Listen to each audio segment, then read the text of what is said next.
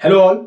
APSC exam की notification कभी भी आ सकती है और इस वक्त आपके दिमाग में जो सबसे इंपॉर्टेंट क्वेश्चन आ रहा होगा वो ये होगा कि whether I am eligible for this examination और नॉट। दोस्तों, इस वीडियो में मैं आपको बताऊंगा कि क्या आप एपीएससी एग्जाम के लिए एलिजिबल हैं या नहीं। तो इस वीडियो को एंड तक पक्का देखिएगा और जो बच्चे नए हैं उनसे रिक्वेस्ट रहेगी कि please subscribe to our YouTube channel and also join our Telegram group. Telegram group का जो लिंक है वो नीचे डिस्क्रिप्शन बॉक्स में दिया गया है। Before proceeding to the video, let me take you to a very interesting thing.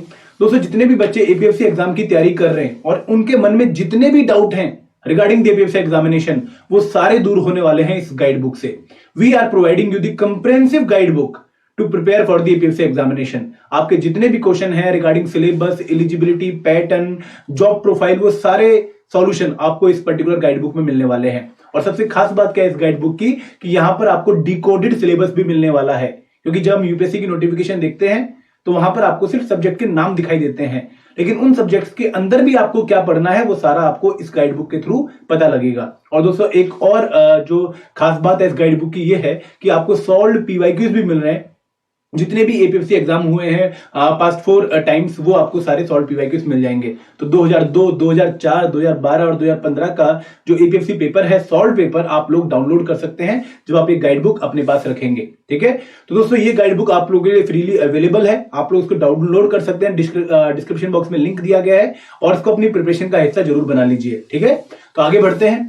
दोस्तों, जब भी हम बात करते हैं एलिजिबिलिटी की तो हमारे को दो तरह की एलिजिबिलिटी देखनी होती है। पहली एलिजिबिलिटी होती है एज एलिजिबिलिटी, कि क्या हमारी जो एज है वो उस दायरे में है कि हमें एग्जाम दे सकते हैं। तो अगर मैं एपीएससी एग्जाम की बात करूं तो यहां पर जब मैं एज लिमिट की बात करता हूं तो कोई मिनिमम एज लिमिट प्रिस्क्राइब नहीं करी गई है जो कि कैंडिडेट की होनी चाहिए अगर उसे इस एग्जाम को देना है। मतलब अगर आप 19 साल के हो, अगर आप 21 साल के हो, अगर आप 22 साल के हो तो आप एग्जाम दे सकते हो, बशर्ते आपकी बाकी जो क्वालिफिकेशंस हैं, बाकी जो कंडीशंस हैं वो मीट होनी चाहिए। ठीक है, तो कोई मिनिमम एज लिमिट प्रिस्क्राइब नहीं करी गई है, लेकिन मैक्सिमम एज लिमिट जरूर प्रिस्क्राइब करी गई है। अगर मैं एपीएससी एग्जाम की बात करूं तो फॉर जनरल कैटेगरी अगर आप 35 इयर्स के नहीं हुए हो तो आप ये एग्जाम दे सकते हो, लेकिन अगर आपकी एज 35 एज जो है वो ऊपर हो चुकी है उससे, तो आप एग्जाम नहीं दे पाओगे। तो एक कट ऑफ डेट जो है वो नोटिफिकेशन में आती है। अगर उस कट ऑफ डेट पर आपकी एज 35 नहीं हुई है तो you are eligible to give this examination, अगर आपकी बाकी जो एलिजिबिलिटी कंडीशंस है वो फुलफिल हो रही हैं। अगर आपकी एज 35 से क्रॉस हो चुकी है तो आप एग्जाम नहीं दे पाओगे। इसके साथ साथ जो कैंडिडेट एससी एसटी कैटेगरी के लिए हैं उनके लिए एप्रोप्रिएट एज रिलैक्सेशन है। उनको 5 ईयर की जो एज रिलैक्सेशन है on the above of 35 years वो दी गई है। ओबीसी कैटेगरी वाले लोगों के लिए 3 ईयर की एज रिलैक्सेशन है, तो वो 38 ईयर्स तक एग्जाम दे सकते हैं। एससी एसटी वाले 40 साल तक एग्जाम दे सकते हैं। जो फिजिकली हैंडीकैप्ड स्टूडेंट है उनके लिए 10 ईयर की एज रिलैक्सेशन है। और इसके साथ साथ जो गवर्नमेंट इंप्लॉइज है या फिर ईपीएफओ के जो इंप्लॉइज हैं वो भी इस एग्जाम को दे सकते हैं, उनके लिए भी एप्रोप्रिएट रिलैक्सेशन हैं। तो यहां पर आप लोगों को अपनी कैटेगरी के हिसाब से रिलैक्सेशन चेक करनी है इन दी नोटिफिकेशन, लेकिन जनरल कैटेगरी के लिए मिनिमम एज लिमिट नहीं है, मैक्सिमम एज लिमिट 35 है। ठीक है, अब जब बात करता हूं एजुकेशनल क्वालिफिकेशन की, एलिजिबिलिटी की, तो वहां भी दो बातें हैं। एक है एसेंशियल क्वालिफिकेशन, मतलब ये तो होनी ही होनी चाहिए, और दूसरी है डिजायरेबल, कि अगर ये होगी तो अच्छा होगा, सोने पे सुहागा होगा। तो अगर मैं एसेंशियल क्वालिफिकेशन की बात करूं जो कि हर कैंडिडेट के पास होनी चाहिए अगर वो फॉर्म फिल करना चाहता है for the post of APFC, तो वो है कि उसके पास डिग्री होनी चाहिए ऑफ रिकॉग्नाइज्ड यूनिवर्सिटी।